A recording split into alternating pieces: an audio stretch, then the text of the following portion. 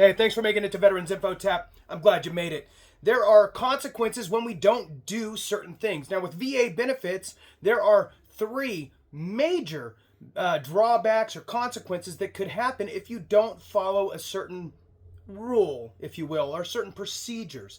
I'm going to jump into it. Before I do, though, I want to throw out a very special thank you to Lawrence Trujillo 65. Lawrence, thank you so very much. I hope you see this. For that super, you have been generous multiple times. Thank you so much for your super comment, super chat. And yeah, I agree. You're probably right. The Philly mob probably did send out a crew to go pick up that groundhog that predicted some more winter. So hopefully they can get him to reverse action or to call his bluff. I'm not a winter person. I personally like the summer. But anyway, let's jump into this. Thank you so much, Lawrence Trujillo, 65. You're a rock star, sir, and I really do appreciate your support. All right. Now, 3 consequences when you don't, okay?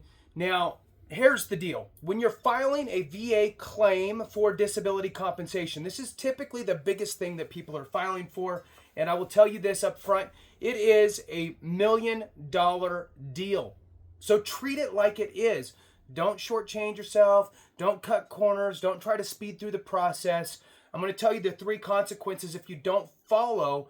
And look, it might not be all 3 things happen to you. You might get lucky and nothing happens to you. But you must look at this through the lens of, let me hedge my bets, make sure that I get the appropriate rating and everything and all that good stuff through the process. The 3 consequences are, however, if you don't really pay attention to what you're doing when you're filing your claim, is 1, you could shortchange yourself on back pay. 2, you could get your claim basically lowballed, get the wrong rating, get a lower rating than what you should have, which could cost you a lot of money, especially if you never go back to readdress that. Some veterans just get a rating and they think, it is what it is, and move forward. Don't do that. And the third thing is you could get completely denied service connection if you don't follow the certain steps. Now, most of this stuff is going to have to do with actions on your part and in conjunction with a medical provider. Now, look, the VA is, especially on the VBA side, Veterans Benefits Administration side, it is not just healthcare information in and healthcare information out.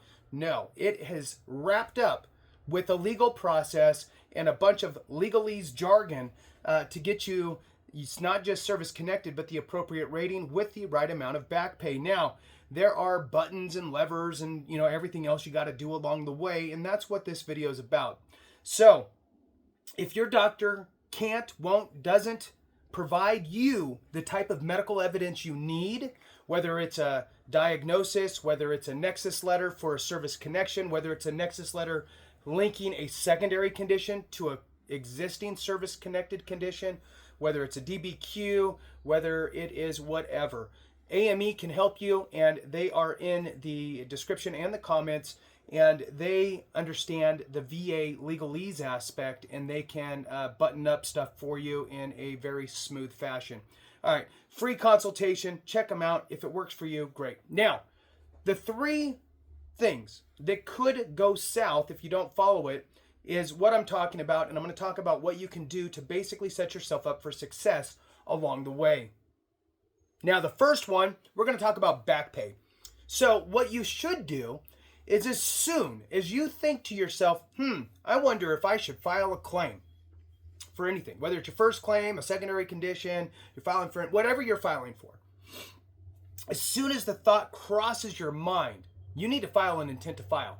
Several ways. I always suggest work with an accredited representative just to get a second kind of set of eyes, have a conversation.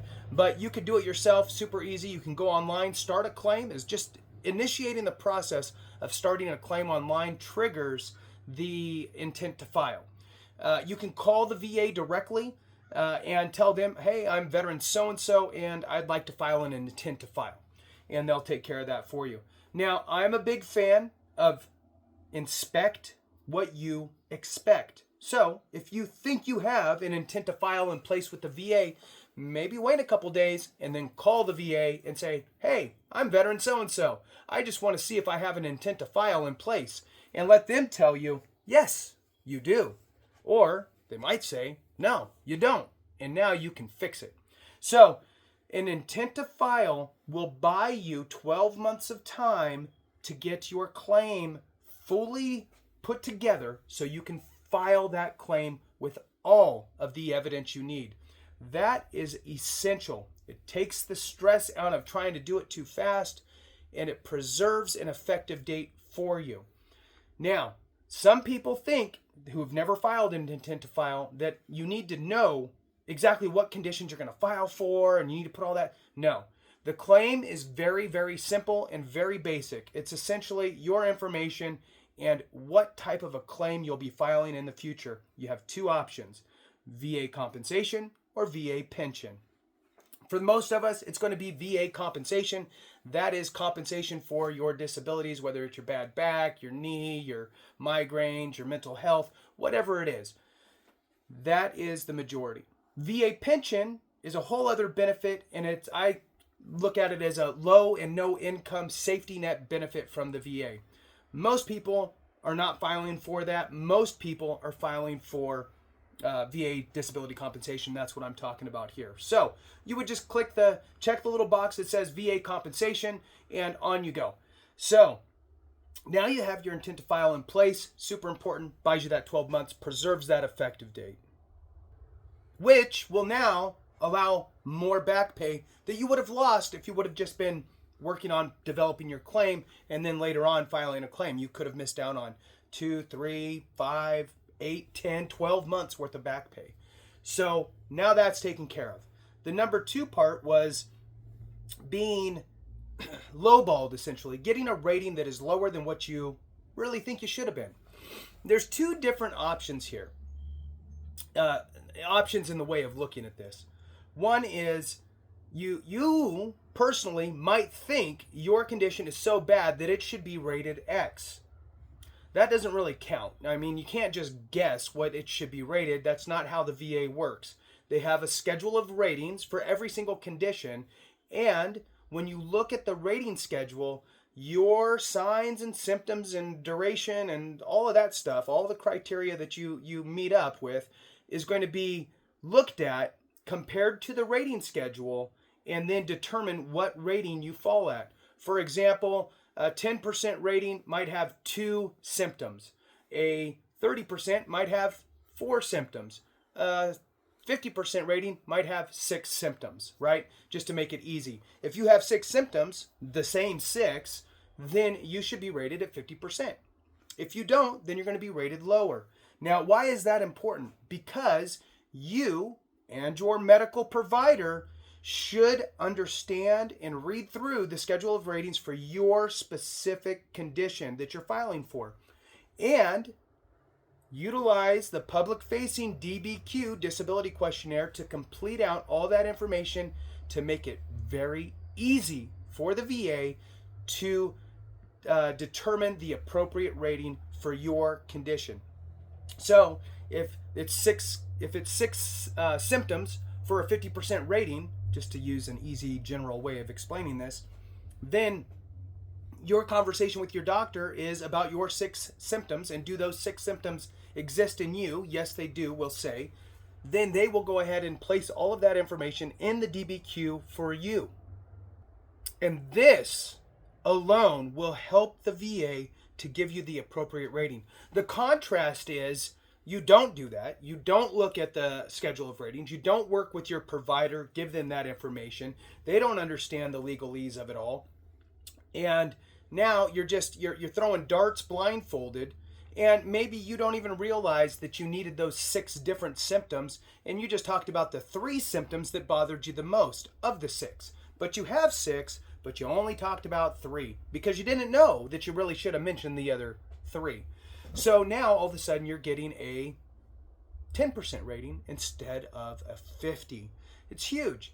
This is a very, very important part of the claims process. And that's why I say it is so important to work with a doctor who understands the legalese of the VA when you're filing a claim. This is evidence. You are getting evidence for a claim that could be worth millions or multi-millions of dollars when you take into consideration the compensation, your lifespan, the compensation, any dependents, any dependent benefits that derive off of that, and the cost of all the health care that you would save through the VA. Multi-millions of dollars for most people. Now, let's think about this for a second. And if you're looking at filing a claim for any condition, whether it is a presumptive condition or a secondary condition or a primary condition, it is vital that you look at the schedule of ratings and really make sure that your provider, if you're not utilizing AME, which is again in the description in the comments, if your provider doesn't really understand, I mean, they're a medical provider. They're not a lawyer. They're not out there trying to, figure out how to do benefits for you. They're just, oh, you got this, here's that, have a great day. So it'll be up to you to educate them and make sure that they provide you the evidence that you need to make sure that you don't fall in that abyss of lower rating. All right, that's that soapbox. Now, the last one, the consequence of getting completely denied service connection. Now, this is the worst one, obviously. Nobody likes to be denied. And I'll tell you that if you don't prepare yourself up front and provide all the, again, evidence needed for your claim, you could be in a situation of getting completely rejected, denied service connection. And I'll tell you that no matter how much you're prepared, it's very frustrating if the VA comes back and says, sorry, you're not service connected. This isn't from your time in service. We don't agree with you. And many veterans get irritated, throw their hands up, and just walk away. Don't do that.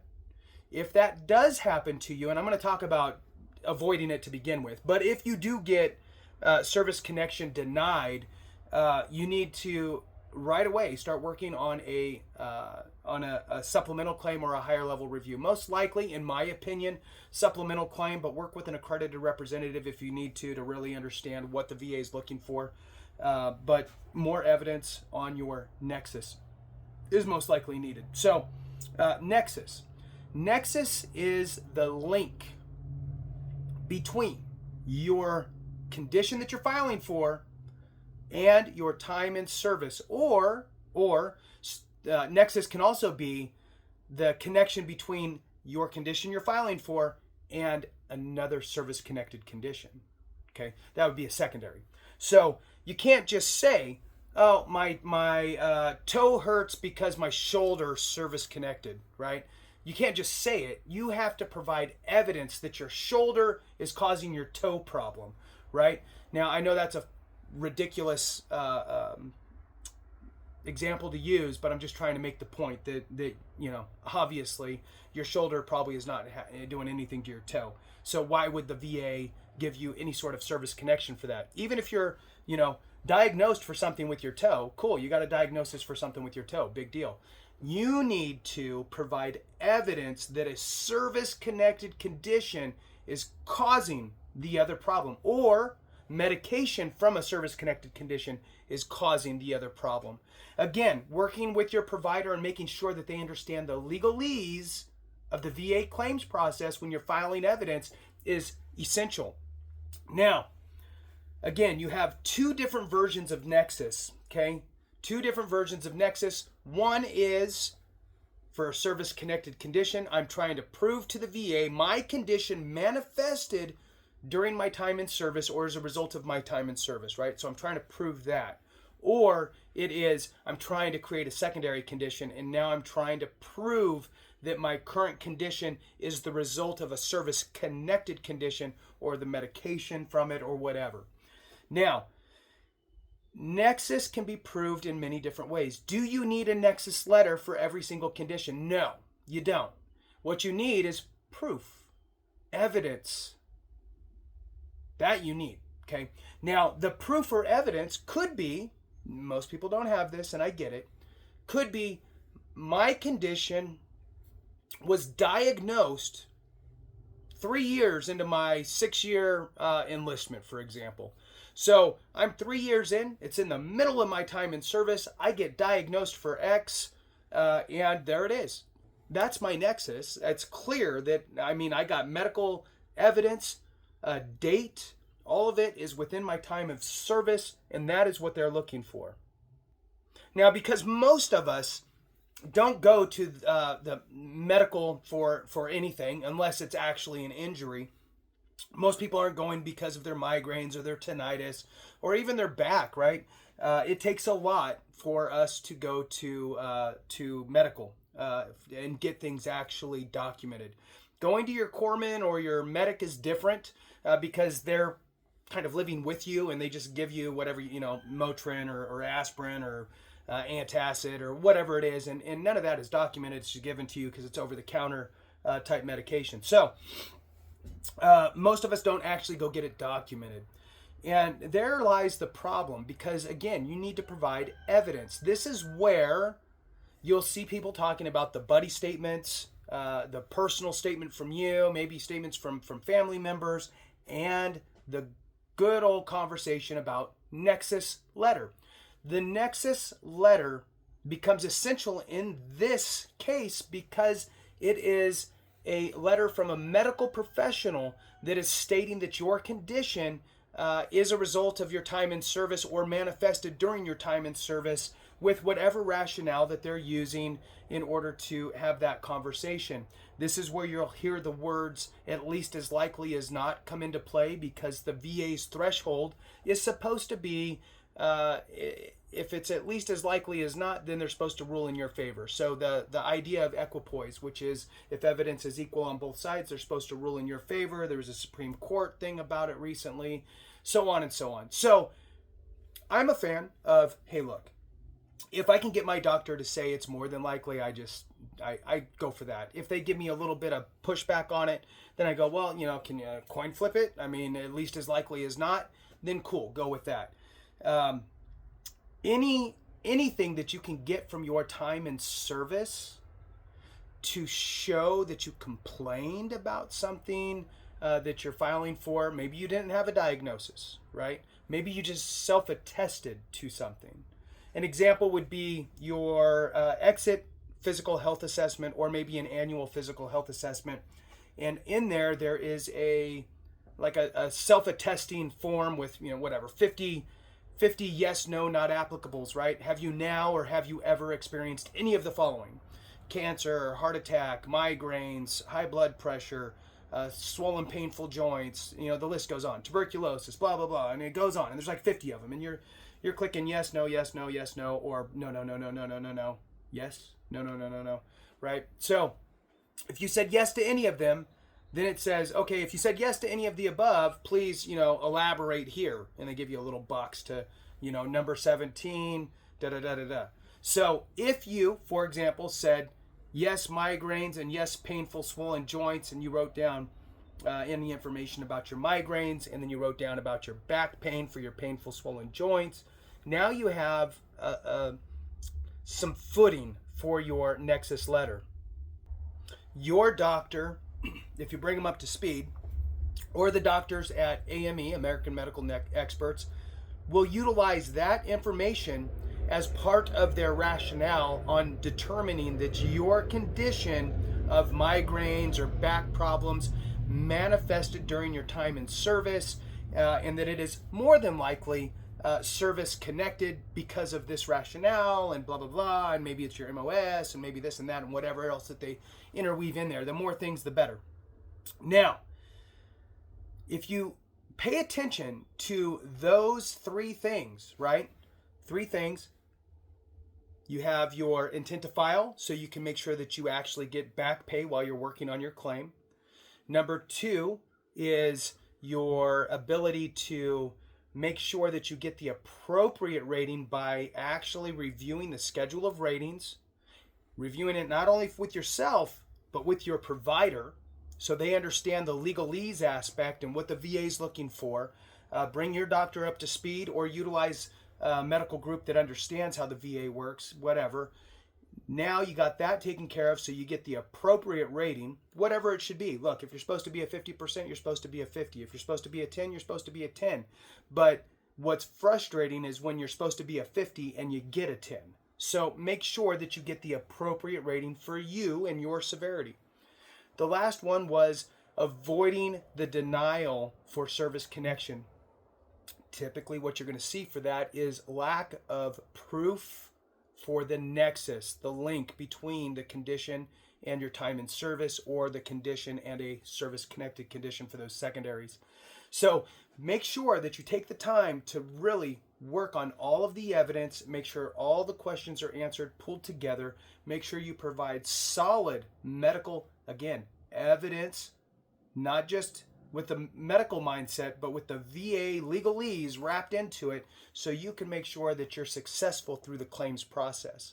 With that, thanks so much for watching. I appreciate you. Have a great one. And remember, if we don't take care of each other, something went wrong.